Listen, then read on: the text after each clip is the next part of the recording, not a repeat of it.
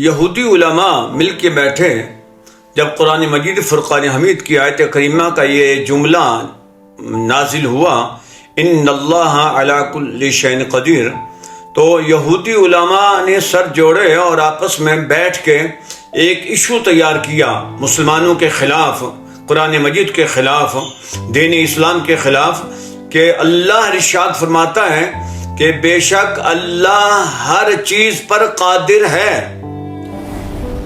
تو انہوں نے یہ ایشو بنا لیا کہ کیا اللہ اگر ہر چیز پر قادر ہے تو کیا اللہ دوسرا اللہ بنانے پر بھی قادر ہے؟ یعنی اللہ ایک دوسرا اللہ بھی پیدا کر سکتا ہے۔ یہ بات انہوں نے تیار کی، گھڑی، اور مسلمانوں کے پاس جا کر یہ وہ پوائنٹ رکھتے ہیں۔ تو ظاہر بات ہے اس کا جواب بڑا مشکل تھا۔ اگر کوئی یہ کہے کہ اللہ دوسرا اللہ پیدا کر سکتا ہے تو توحید میں نقص اور فساد پیدا ہوتا ہے، اور اگر وہ یہ کہیں کہ اللہ دوسرا اللہ پیدا نہیں کر سکتا تو پھر آیت کریمہ کی تفسیر کیسے ہوگی کہ اللہ ہر چیز پر قادر ہے؟ تو یوں وہ لوگ مسلمانوں کے پاس جاتے، عام مسلمانوں کے پاس جاتے، پڑھے لکھے مسلمانوں کے پاس جاتے، مسلمانوں کے علماء کے پاس جاتے، لیکن کسی کے پاس اس کا تسلی و تشفی جواب نہ ہوتا۔ پوچھتے پچھاتے وہ لوگ کوفہ تک پہنچ گئے، کوفہ کے علماء سے انہوں نے یہی سوال دہرایا، جواب نہیں آیا۔ انہوں نے کہا کہ کوئی ایسا ہے جو اس بات کا جواب دے سکے؟ تو انہوں نے کہا ہاں ہیں، مولا علی علیہ السلام کے پاس چلے جاؤ، وہ تمہیں اس بات کا جواب دے دیں گے۔ تو انہوں نے کہا جب بڑے بڑے اس کا جواب نہیں دے سکے، اتنے علماء کے ہم پاس گئے، کسی نے اس کا جواب نہیں دیا، تو وہ اس کا جواب کیا دیں گے؟ ان کو پتا تھا کہ اس کا جواب مشکل نہیں بلکہ ناممکن ہے۔ وہ یہ سمجھ رہے تھے کہ اس کا جواب بننا مشکل ہے بلکہ ناممکن ہے۔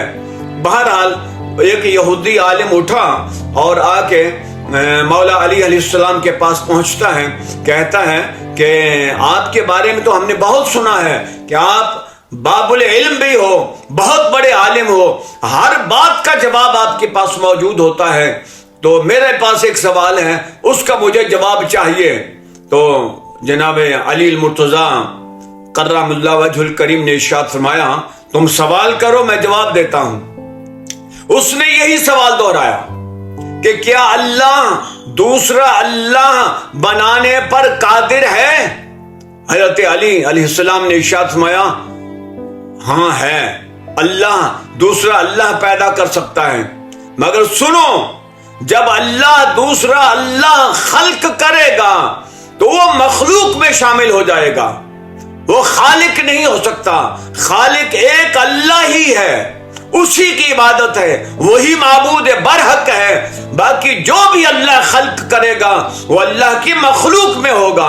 جس طرح ہم مخلوق ہیں اسی طرح اللہ کا پیدا کیا ہوا دوسرا رب بھی مخلوق ہوگا، وہ بھی اس بات کا مکلف ہوگا کہ وہ اللہ کی عبادت کرے۔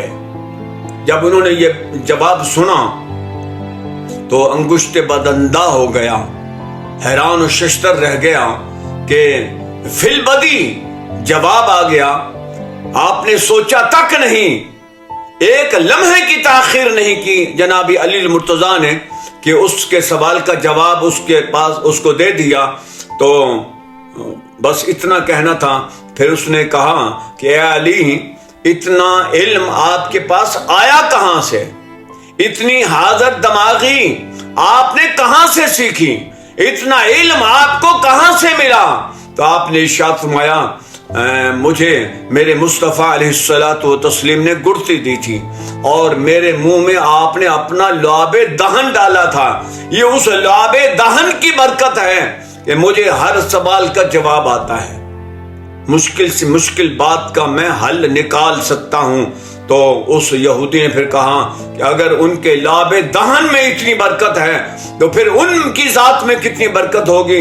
اس کا مطلب یہ ہوا کہ تمہارا قرآن، تمہارا نبی سچا ہے، تمہارا اسلام بھی سچا ہے، دین سچا ہے، مجھے جلدی سے اپنے دین میں داخل کر لیجئے۔ تو حضرت علی المرتضیٰ مولا علی علیہ السلام نے ان کو کلمہ، اس یہودی عالم کو کلمہ پڑھایا اور دین اسلام میں داخل کر لیا۔